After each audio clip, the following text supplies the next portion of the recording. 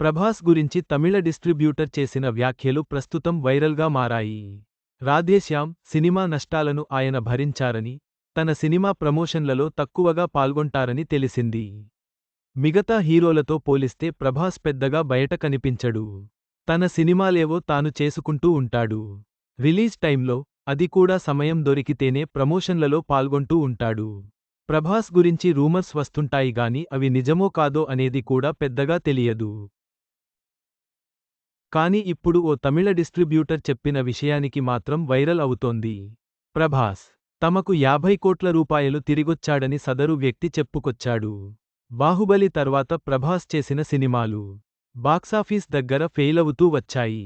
సాహో, రాధేశ్యామ్, ఆదిపురుష్ చిత్రాలకు కలెక్షన్స్తో పాటు కొంతమేర నష్టాలు కూడా వచ్చాయి. ఇప్పుడు అదే విషయాన్ని ఓ తమిళ డిస్ట్రిబ్యూటర్ చెప్పుకొచ్చాడు.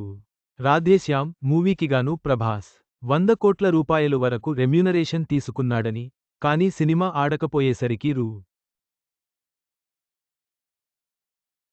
50 కోట్లు నిర్మాతకు ఇచ్చాడని, ఈ మొత్తాన్ని నష్టపోయిన డిస్ట్రిబ్యూటర్లకు ఇవ్వమని కోరాడని వైరల్ అవుతున్న వీడియోలో సదరు డిస్ట్రిబ్యూటర్ చెప్పాడు. మరి ఇది ఎప్పటి వీడియోనో తెలియదు గాని ఇప్పుడు వైరల్ అవుతోంది. ప్రభాస్ చేసిన పనిని నెటిజన్లు మెచ్చుకుంటున్నారు.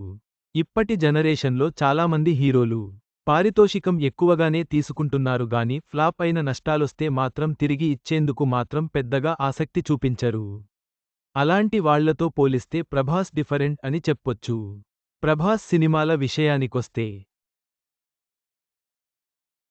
రాజాసాబ్ చివరిదశ పనుల్లో ఉంది. లెక్క ప్రకారం డిసెంబరు 5న థియేటర్లలోకి రావాలి. కానీ సంక్రాంతికి వాయిదా పడొచ్చనే రూమర్స్ వినిపిస్తున్నాయి. మరోవైపు ఫౌజీ షూటింగ్ సగానికి పైగా పూర్తయినట్లు తెలుస్తోంది. ఇది వచ్చే వేసవికి రిలీజ్ కావచ్చని అంటున్నారు. వీటితో పాటు సెప్టెంబరు చివర్లో సందీప్ రెడ్డి వంగా తీయబోయే స్పిరిట్ షూటింగ్లోనూ ప్రభాస్ పాల్గొననున్నాడు. ప్రభాస్ వంటి నటులు ఇండస్ట్రీలో చాలా అరుదు. తన సినిమాల విజయవంతం కాకపోయినా నష్టాలను భరించడం అభినందనీయం. ఆయన రాబోయే చిత్రాలపై అభిమానులకు ఆసక్తి ఉంది.